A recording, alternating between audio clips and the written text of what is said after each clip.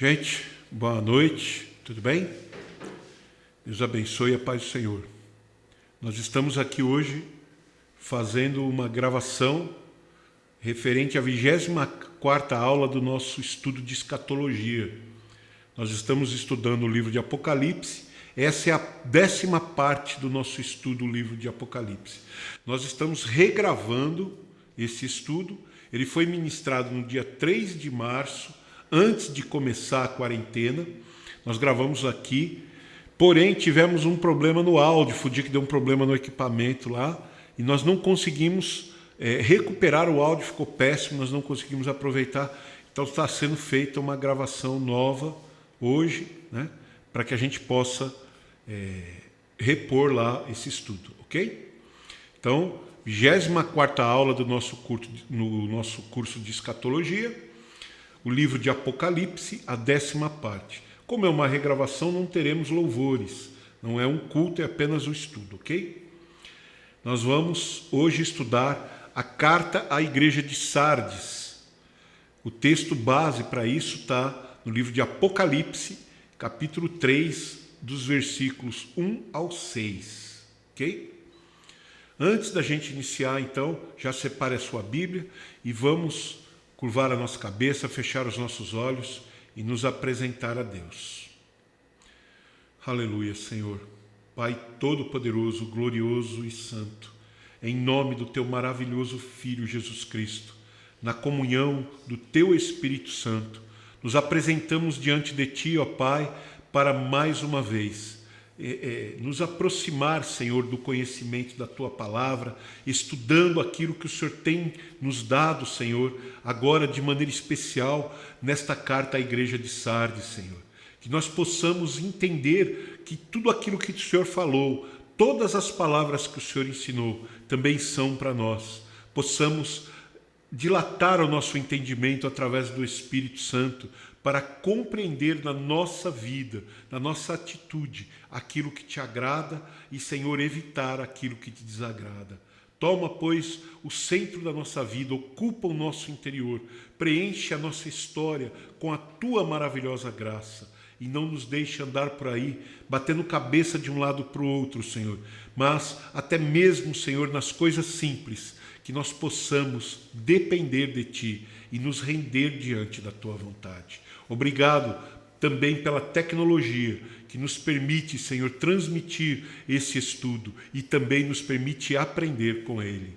Isso nós Te louvamos e desde já Te agradecemos. Em nome de Jesus, vem com Teu Espírito e muda em nós. Dirige-nos para que nós cheguemos mais perto de Ti e possamos ser cada vez mais agradáveis. Em nome do Teu Filho Jesus Cristo. Amém, Senhor. Glória a Deus. Bom, irmãos, então vamos ao texto do nosso estudo de hoje. Repetindo, hoje é a 24ª aula do nosso culto de escatologia, de estudo de escatologia.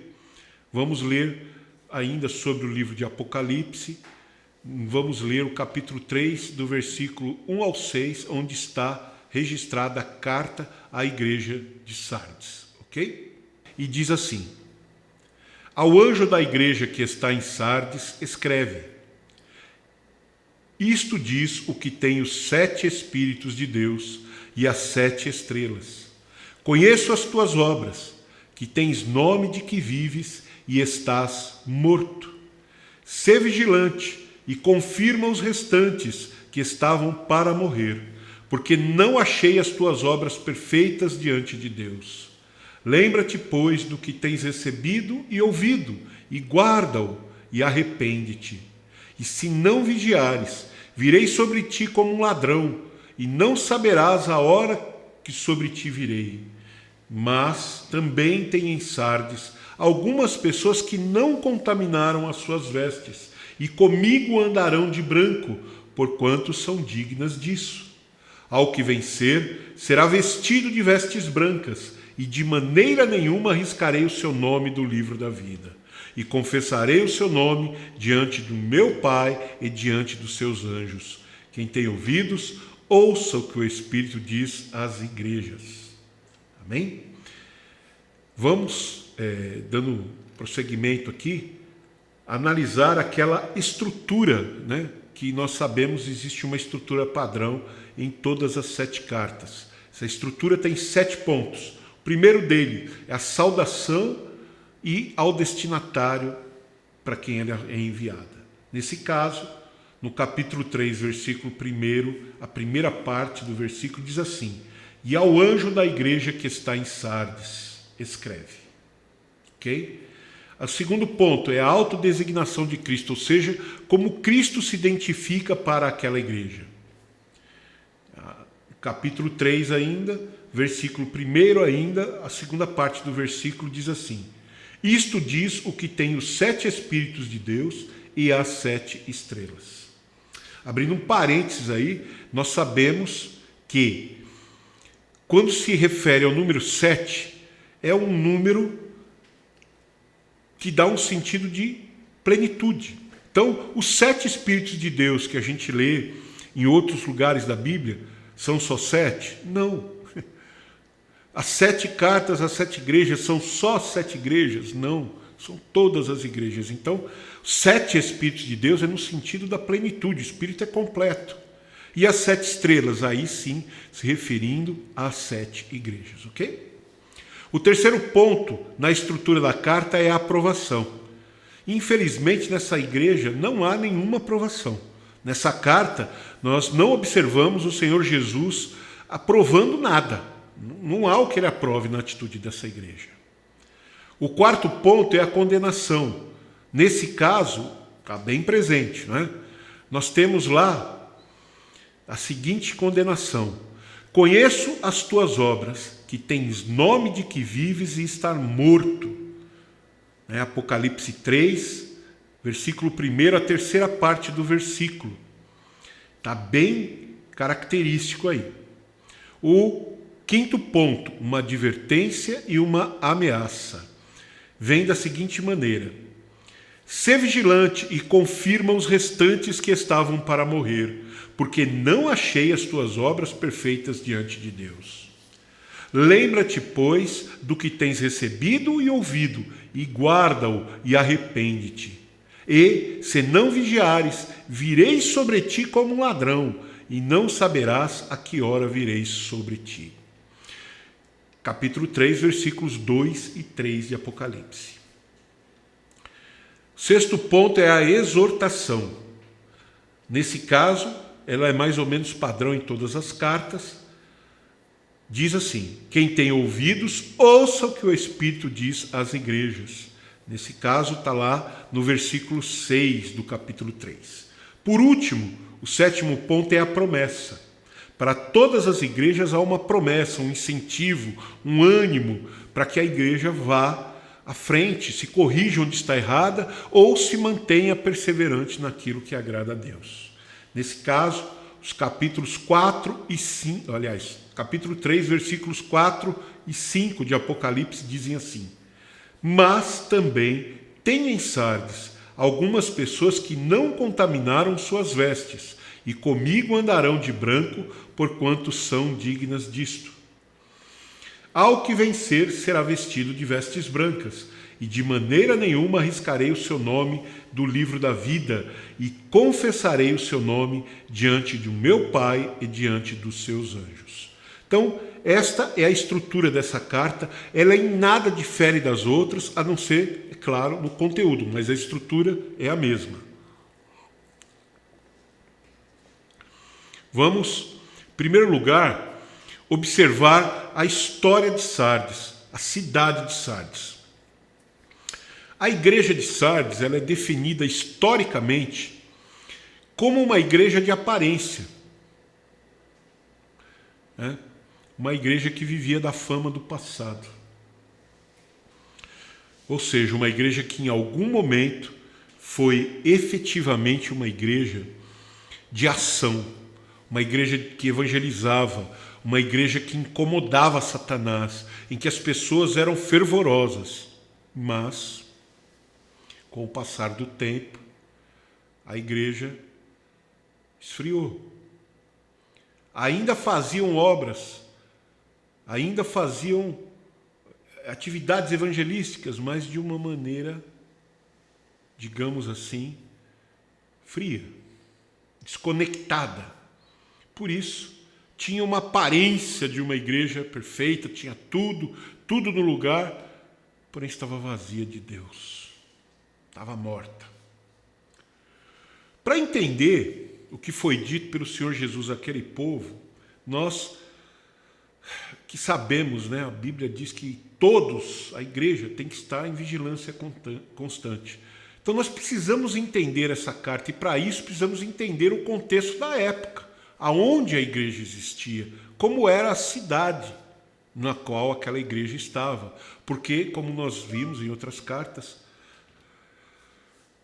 a igreja constantemente é muito parecida com a realidade da cidade, né? Então vamos lá. A igreja, a cidade antiga, aliás, de Sardes, não a igreja, a cidade, hoje é apenas ruínas, perto da atual vila de Sarte, na Turquia. Considerava-se impenetrável. Veja bem, situada numa rota comercial importante no Vale de Hermô, com a parte superior da cidade, chamada de Acrópole, quase 500 metros acima da planície, nos rochedos íngremes do vale. Vamos explicar isso aí. O que é Acrópole? Acrópole é, digamos assim, a parte nervosa, a parte central, a parte política, a parte administrativa de uma cidade.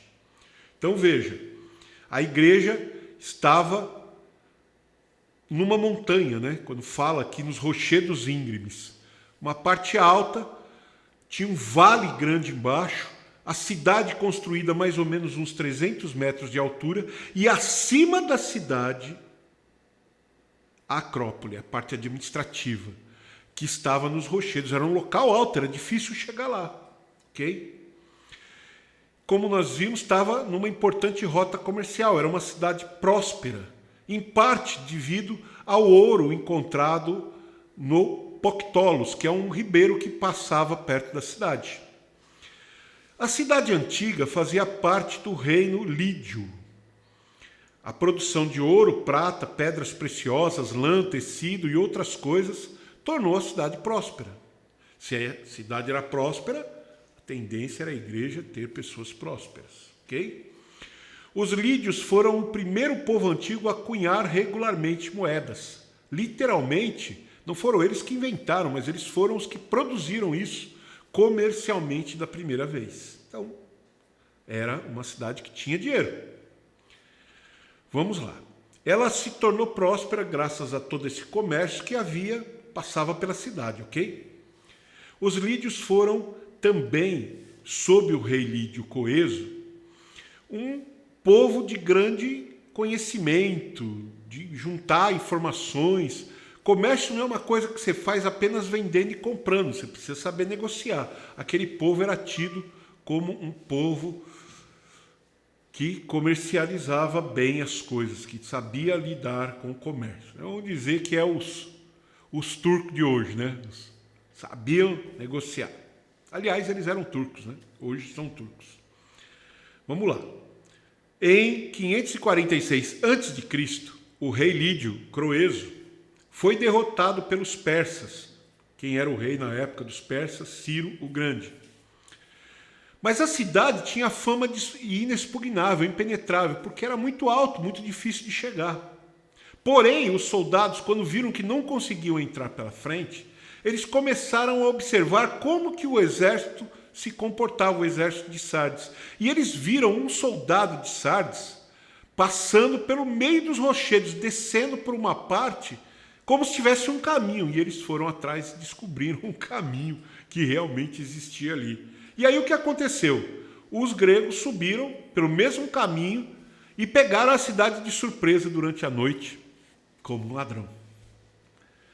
Assim, a cidade inexpugnável caiu quando o inimigo chegou como um ladrão de noite.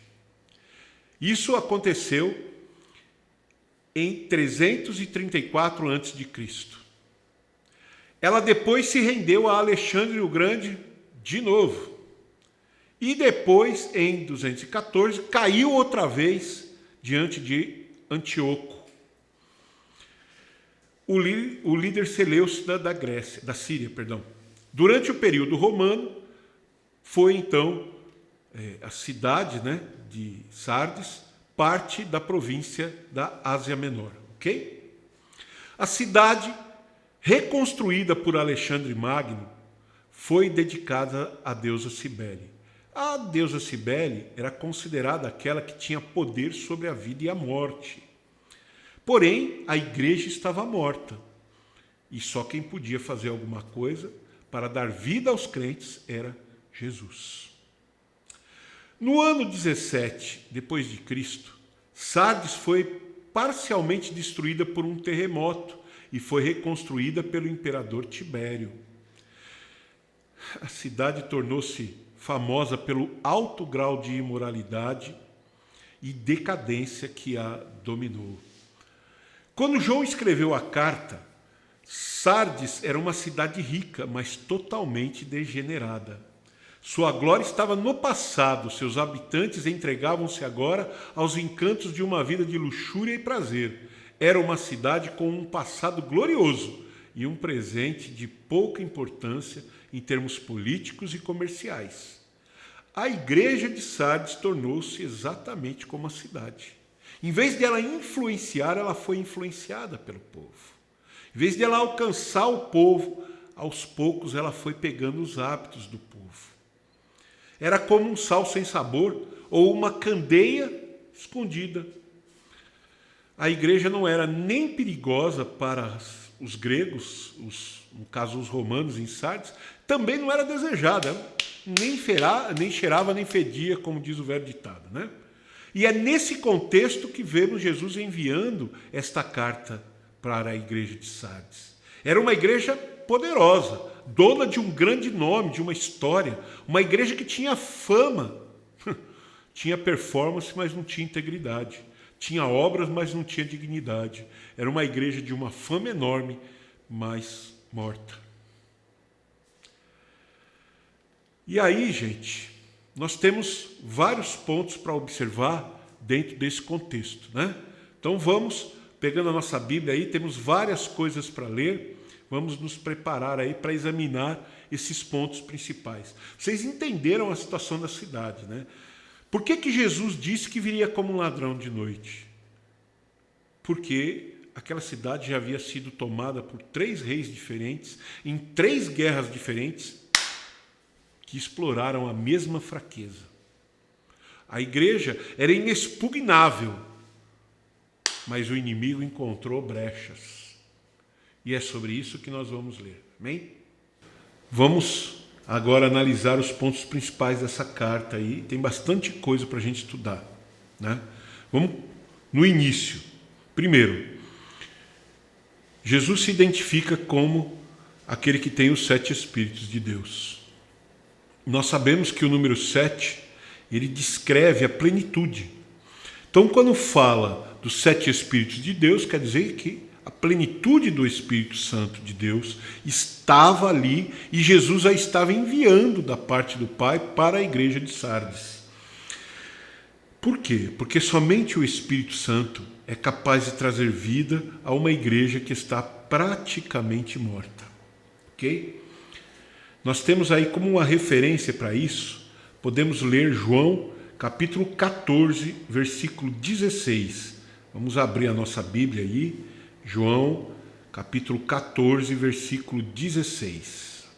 Diz assim: E eu rogarei ao Pai, e Ele vos dará outro Consolador, para que fique convosco para sempre. Consolador é o Espírito Santo, claro.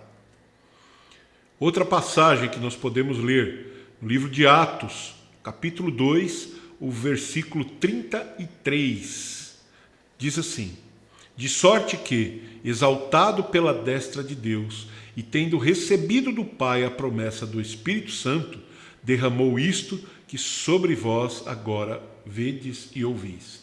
Essa passagem está dentro do momento do Pentecostes, né? Quando o Espírito Santo foi derramado ali em Pentecostes. Então, Pedro, na sua explanação, fazendo referência ao Espírito Santo ser derramado sobre nós. Ok? Outra coisa que Jesus fala, ele se identifica como aquele que tem as 7 estrelas. Se a gente ler também, ali além do capítulo 3, versículo 1, né? Lá em Apocalipse capítulo 1, versículo 16, também tem essa citação, né? E o que isso significa? As 7 estrelas são os mensageiros que anunciam a palavra para gerar vida no meio do povo. Ao mesmo tempo, mostra que a plenitude da igreja está nas mãos do Senhor, que tem autoridade para mover e remover, sustentar e manter ou descartar e apagar. Não existe igreja real fora do Senhor Jesus. Ok? Outro ponto importante, a frase: conheço as tuas obras, que tens nome que vive e estás morto. Indica que a igreja quase toda estava debaixo do poder e da influência do mundo, influência mundana. Externamente parecia estar viva e fazendo a vontade de Deus, mas, segundo a avaliação de Cristo, que sonda mentes e corações, a igreja estava morta. Veja, a gente sempre diz aqui no nosso meio que a igreja tem que ser um exemplo para o mundo. E que, no entanto, hoje a gente vê muitas pessoas dentro da igreja querendo viver como quem não conhece a Deus. E é exatamente nesse ponto que a igreja pecava grandemente, ok? Vamos lá, continuando aqui. Jesus disse: sê vigilante. Olha, lembra-se da história da cidade? Pois é. Por falta de vigilância, Sardes caiu diante dos seus inimigos nas guerras. Se eles estivessem vigiando aquela passagem, se eles estivessem tomando cuidado na hora de sair e de voltar por aquele lugar escondido que só eles conheciam, quem teria conseguido invadir? Ninguém. Então, vigilância. Aí a cidade caiu por falta de vigilância. E espiritualmente, discípulos e igrejas também caem por falta de vigilância. Muitas passagens no Novo Testamento frisam a importância da vigilância, pois o pecado nos ameaça, né? Tem várias passagens aqui, eu vou citar algumas, senão nós vamos ficar muito tempo lendo aqui. Vamos ler, por exemplo, Mateus, capítulo 26, versículo 41. Sê vigilante e orai, para que não entreis em tentação. Na verdade, o espírito está pronto, mas a carne é fraca. Outra passagem também importante para a gente entender, 1 Pedro, capítulo 5, versículo 8. Sede sóbrios, vigiai, porque o diabo, vosso adversário, anda em derredor, bramando como leão, buscando a quem possa tragar. Ok? Então, vigilância não é brincadeira. Falsos mestres procuram devorar os fiéis. Não devemos descuidar, porque não sabemos a hora que o Senhor vem. Mateus 24, 42 e 43 tem uma boa referência que o Senhor Jesus mesmo nos ensinou. Diz assim: vigiai, pois, porque não sabeis a que hora há de vir o vosso Senhor. Mas considerai isto: se o pai de família soubesse a que vigília da noite havia de vir o ladrão, vigiaria e não deixaria minar a sua casa. Ok? Nós temos muitas coisas importantes dentro desse contexto. Está falando de tomar cuidado, de estar atento, de vigiar e orar, né? Não devemos descuidar porque o Senhor disse que vai voltar e não disse a hora, né? O bom soldado toma a armadura de Deus e vigia constantemente com perseverança e oração. Vamos ler Efésios 6 e 18. Diz assim: orando em todo o tempo com toda oração e súplica no Espírito Santo, e vigiando nisto com toda a perseverança e súplica por todos os santos. Outra passagem correspondente ao mesmo assunto, Colossenses, capítulo 4, versículo 2. Perseverar em oração, velando nela com ação de graças. Ok? Precisamos vigiar e orar. Os tempos são maus, as pressões são muitas, os perigos são sutis. O diabo não atacou a igreja de Sardes com perseguição nem com heresia, mas minou a igreja com o mundanismo. Os crentes não estão sendo mortos pela espada do mundo, mas pela amizade com o mundo. A palavra de Deus diz que a amizade com o mundo é inimizade contra Deus, irmãos. A gente não pode esquecer, nós estamos no mundo para ser luz do mundo, a luz de Deus no mundo. Nós não podemos refletir a nossa luz ou qualquer outra luz, tem que ser a luz de Deus. Isso, na igreja de Sardes, acabou. Às vezes a gente comenta certas coisas, não é criticando as igrejas, mas a atitude das pessoas, que às vezes querem fazer do louvor um show, isso deixando Deus em segundo plano. Olha como eu canto, ou olha como eu toco, ou olha como eu me visto bem e danço bem para o Senhor. Isso precisa acabar, porque isso é mundanismo. O nosso reconhecimento não é uns dos outros. Um monte de gente batendo palma para você não vai te levar para o céu. O que vai te levar para o céu é se Jesus aceitar o que você faz. E é nisso que a gente tem que focar a nossa atenção. Por isso precisamos ser vigilantes, porque parece coisa comum, e é, mas é desagradável a Deus. Pode nos colocar numa situação desagradável a Deus. Outra coisa, outra frase importante que Jesus disse: confirma os restantes que estavam para morrer. É como uma última tentativa de resgate, né? A igreja de Sardes estava quase morta, mas ainda havia esperança de alcançar alguns, ou talvez até de reavivar a própria congregação. Alguns membros da igreja de Sardes estavam sonolentos e não mortos. Jesus os exorta a se levantarem deste sono letárgico. Vamos ler Efésios, capítulo 5, versículo 14. Bem interessante, a gente já citou várias vezes esse versículo, é bastante conhecido.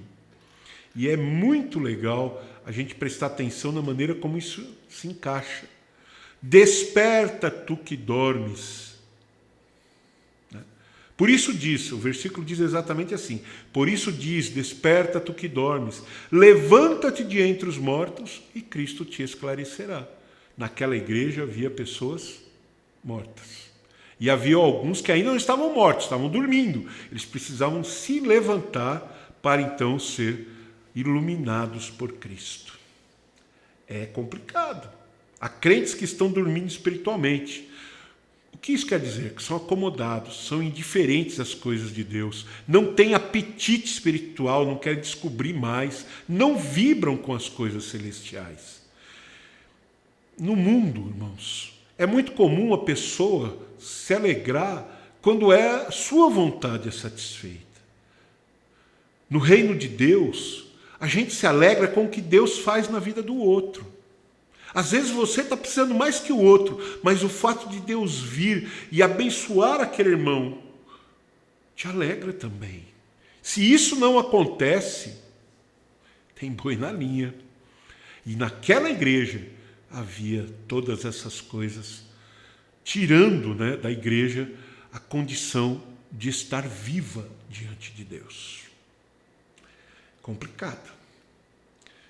Outra frase que Jesus disse na carta: não achei as tuas obras perfeitas diante de Deus.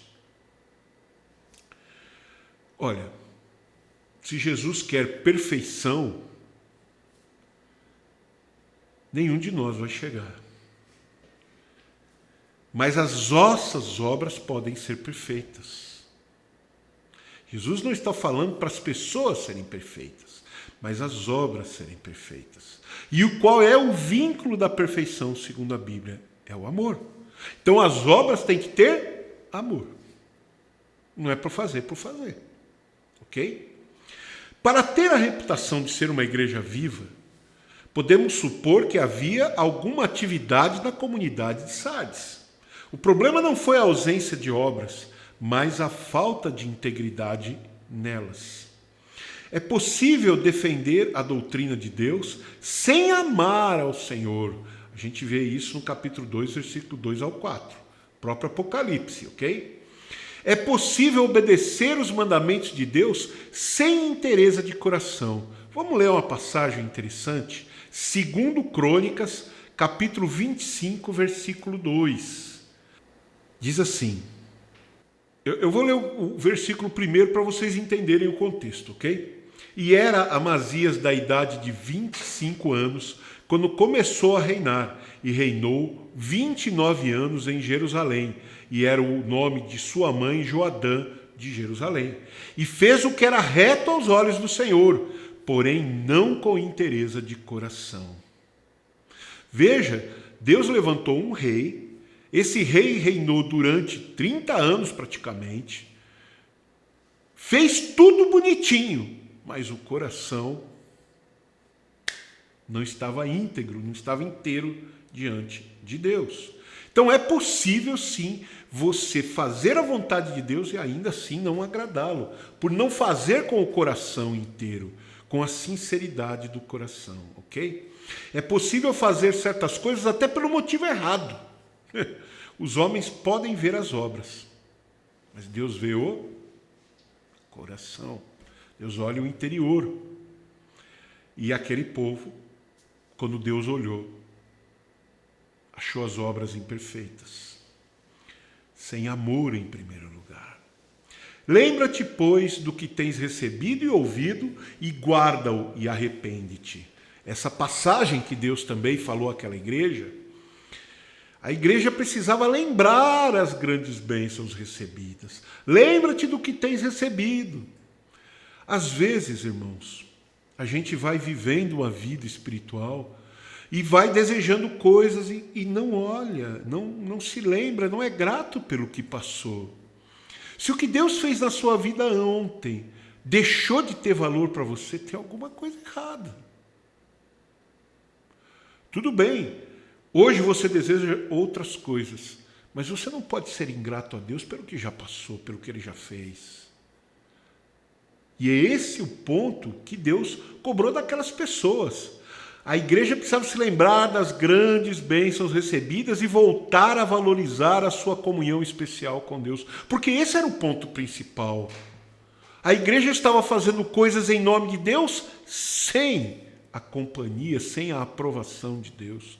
Isso é complicado, nós precisamos analisar direitinho aí, né? Veja, é possível defender a doutrina e não amar a Deus. E como, se você não ama mais a Deus e viveu, onde aquilo ficou? Onde aquilo se perdeu? Se esquecemos da palavra de Deus e da salvação do pecado, facilmente caímos no pecado. Vamos ler 2 Pedro, capítulo 1, versículos 8 e 9.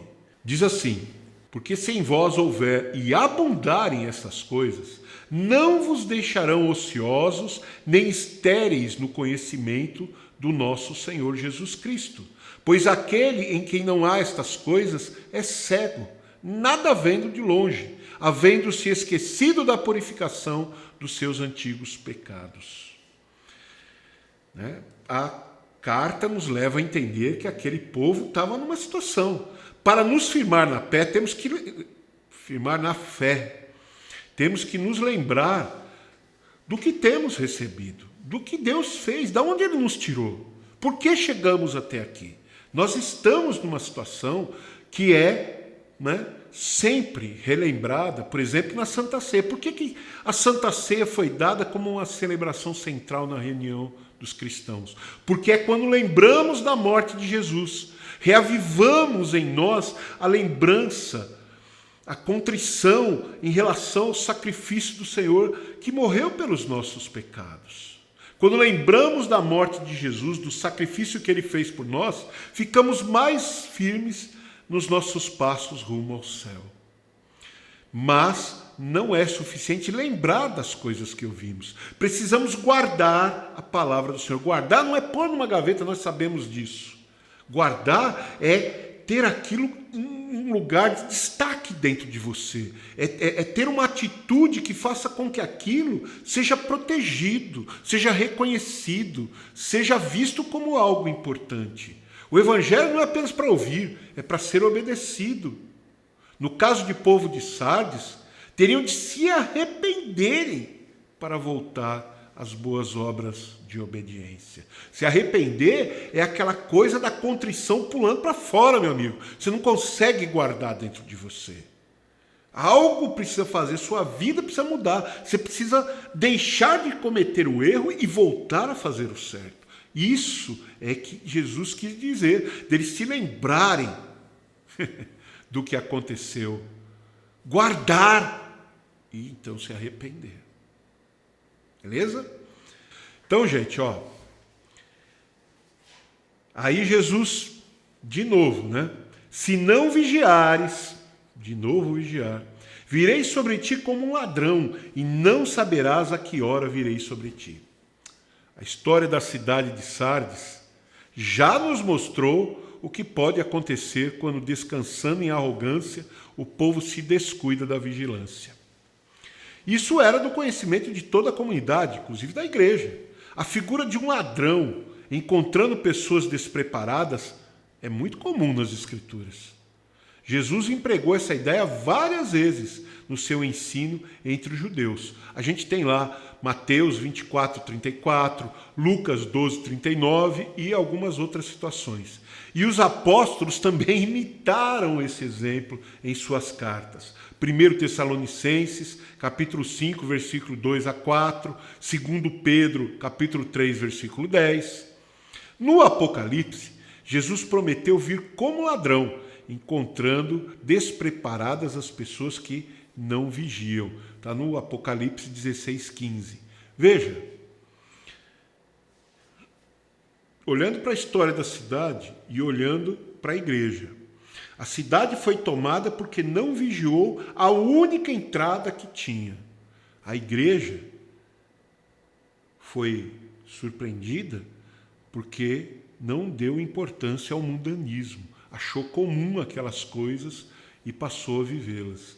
Nós conhecemos uma palavra e podemos acreditar nela, mas não praticá-la. Nós acreditamos na palavra, podemos praticá-la, mas com o coração errado. Nós podemos acreditar na palavra, praticá-la com o coração certo e ainda assim ser displicentes com o nosso compromisso com o Senhor. Então lembre-se, vigiar, estar atento. Vigiar é ficar olhando para as suas próprias atitudes, não é tomar conta da vida do outro, não é ficar olhando para o mundo e ver o perigo. Isso é importante, mas às vezes é vigiar com as suas próprias atitudes, com os seus próprios sentimentos. Quando o irmão recebe alguma coisa e você fica triste, isso pode ser inveja, isso pode ser porque você não gosta do irmão, sei lá. Você precisa analisar o que acontece. O Senhor sabe o que acontece. E Ele tem prazer em te ajudar a corrigir a sua natureza. Amém? Continuando.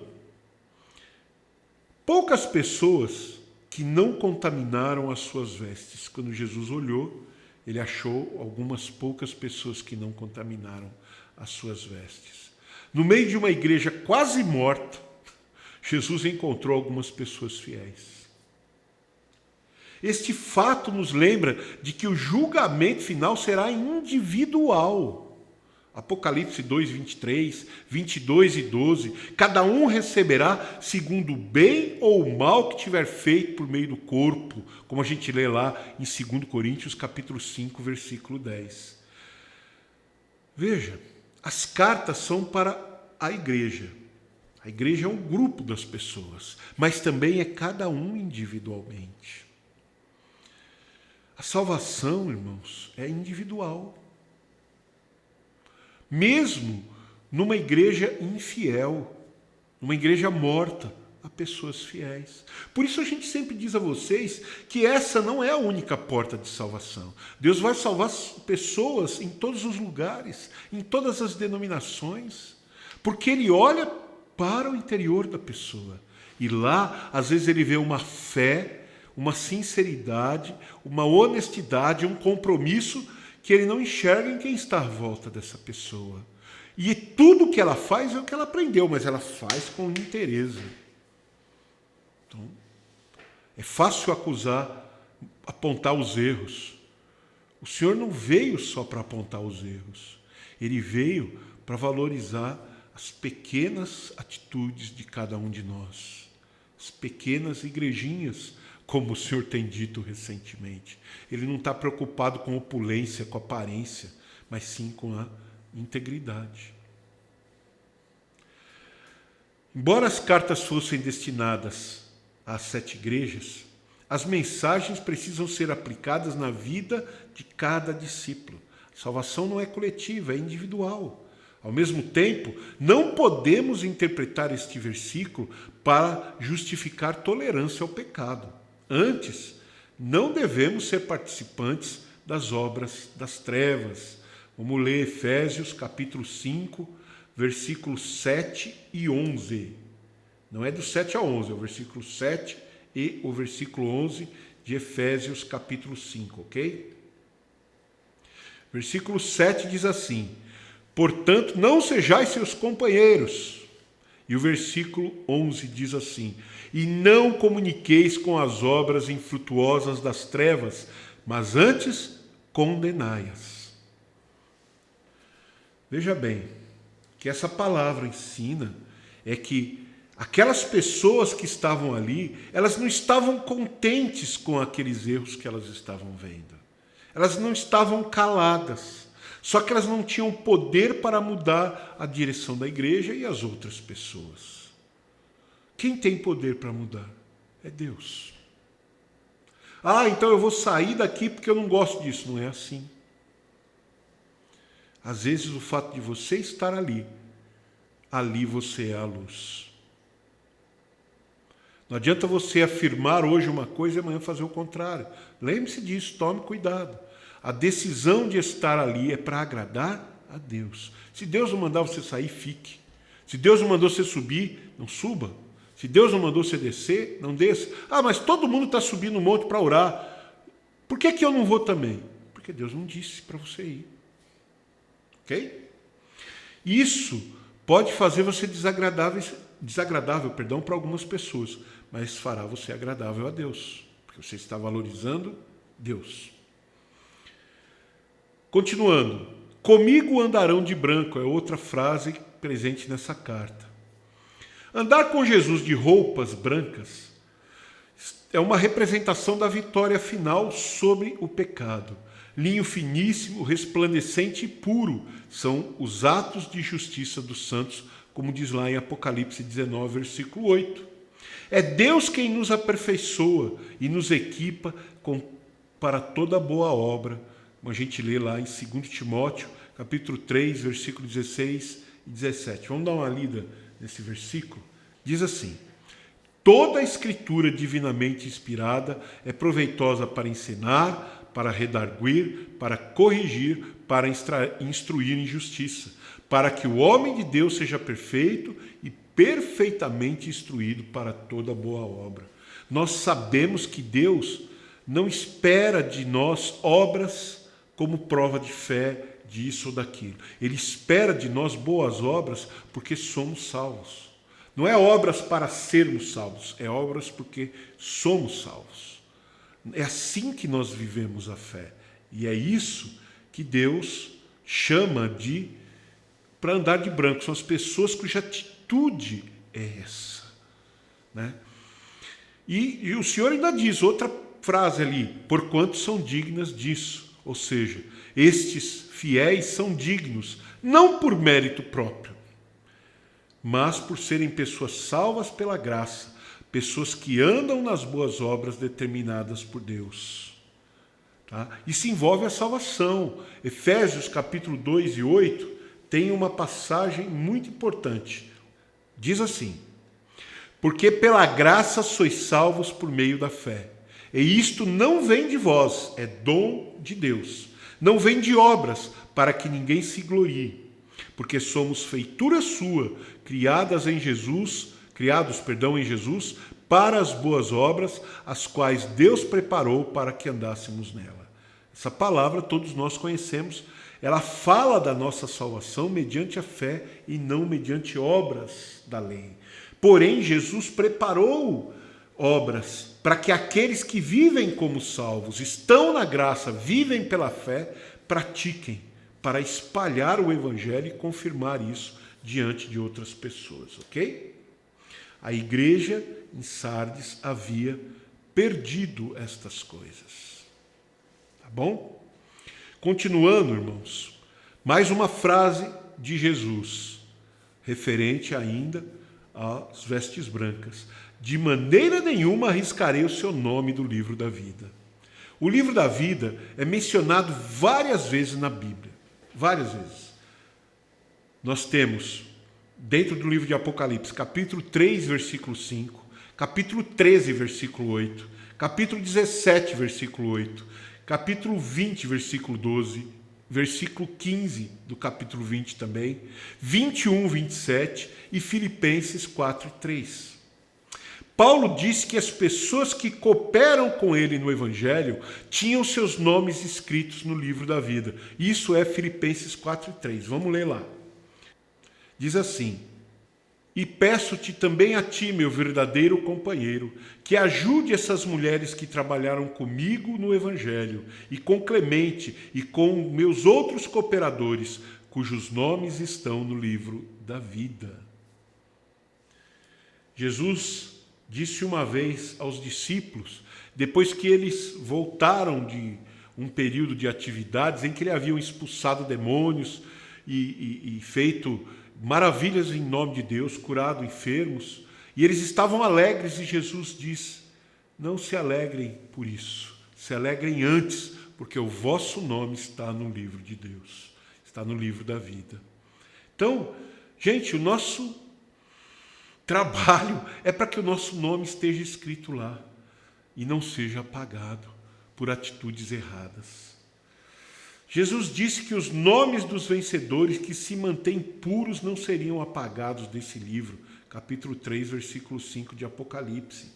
Em contraste, os que rejeitam a palavra de Deus e servem falsos mestres não têm os seus nomes escritos no livro da vida. Aí você tem Apocalipse 13, 7, versículos 7 e 8, Apocalipse 17, 8.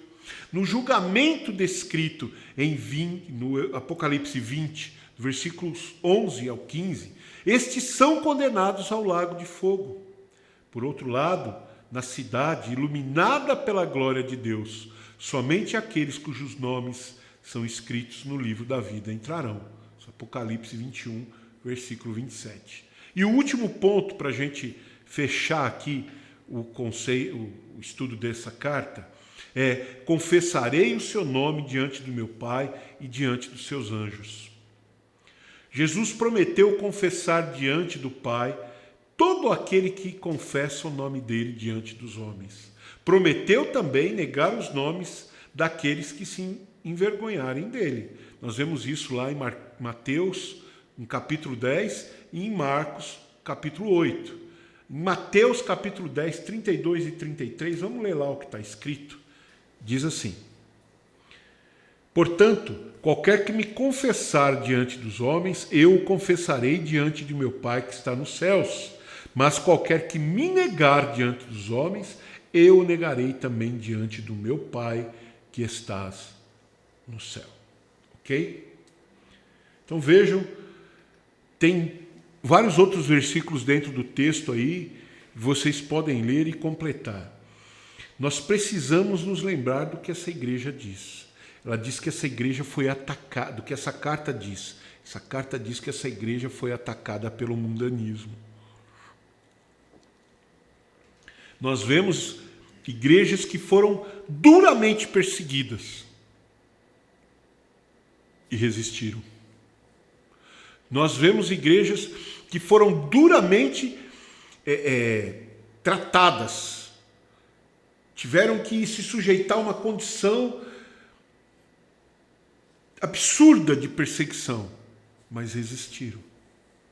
Nós vemos uma igreja que foi minada de dentro para fora. O mundanismo entrou e foi fazendo com que a palavra de Deus perdesse importância, com que estar na presença de Deus perdesse importância, porque elas tinham outras coisas para tratar. Era mais legal ir para a festa do que ir para o culto. Ou ia para a festa, para o culto, para a reunião, mas pensando na festa. Nós precisamos nos dar por inteiro ao Senhor. Ele quer o melhor de nós. Ele quer ser o primeiro na nossa vida. E isso não é vaidade da parte de Deus. Isso é, na verdade, o direito dele de estar em primeiro lugar e o nosso reconhecimento de que ele está em primeiro lugar. Ele precisa que a gente o reconheça para estar em primeiro lugar? Não. Ele precisa que a gente o reconheça para que a gente possa ser abençoado. Então não deixe o mundo entrar na sua vida e te tirar da presença de Deus. Não deixe o mundo colocar em você algo mais importante do que estar na presença de Deus. Não deixe que algo no mundo seja mais importante do que você servir a Deus com toda a sua fé. Amém? Que Deus possa, através do Espírito Santo, falar mais claro dentro de você e te instruir a respeito dessas coisas. O nosso e-mail, o adonairesponde@gmail.com, continua ativo lá. Se você tiver dúvidas sobre essa palavra, fale conosco. Não deixe passar. Não deixe que as preocupações com as coisas ao seu redor tirem você da presença de Deus. Nós precisamos entender que cada uma dessas cartas, elas têm muitos exemplos e muitos conselhos para a nossa vida prática, ok? Então lembre-se disso. Vamos agradecer a Deus por essa palavra, amém? Senhor nosso Deus e Pai, em nome do Teu maravilhoso Filho Jesus Cristo, nós colocamos diante de Ti o nosso louvor e a nossa ação de graças e verdadeiramente oferecemos a Ti o que temos de melhor, Senhor, Te dando graças, Te dando glória, exaltando o Teu nome e verdadeiramente reconhecendo que, Senhor, nós precisamos da Tua ajuda, o Teu despertamento para estar vigilantes, Senhor. Muitas vezes as coisas acontecem e a gente faz de conta que não é conosco. Palavras passam e a gente faz de conta que não é conosco. Mas nós precisamos vigiar com nossas atitudes, com nossas escolhas, para que a nossa vida reflita a Tua vontade. É a Tua luz que precisa brilhar através de nós. Não é a nossa luz, não é a nossa valorização. Por isso que o Teu Espírito Santo fale mais alto e mais claro na vida de cada um dos Teus filhos que estão ouvindo este estudo, Senhor. E que cada um de nós possa, de fato, reconhecer tudo que o Senhor já fez por nós, da onde nos tirou, o quanto mudou a nossa vida. E com gratidão, Senhor, investir o nosso tempo em sermos melhores para Ti. É isso, Senhor, que eu peço ajuda para mim e para todos os meus irmãos, em nome do Teu Filho Jesus Cristo. Obrigado, Pai, por mais esse ensinamento. Nós Te agradecemos e Te louvamos. Em nome do Pai, do Filho e do maravilhoso Espírito Santo. Amém, Senhor. Glória a Deus. Irmãos, a paz do Senhor, que Deus abençoe cada um de vocês. Eu e os outros ministros estamos à disposição para todas as vezes que vocês tiverem dúvidas, nos procurarem. Relembrando a vocês, esse vídeo é uma regravação do culto do dia 3 de março.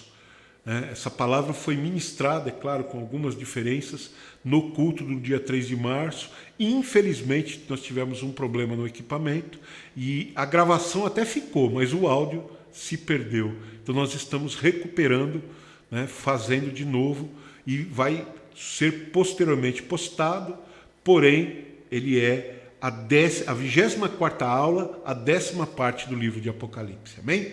Deus abençoe grandemente vocês. Fiquem na paz. Um abraço.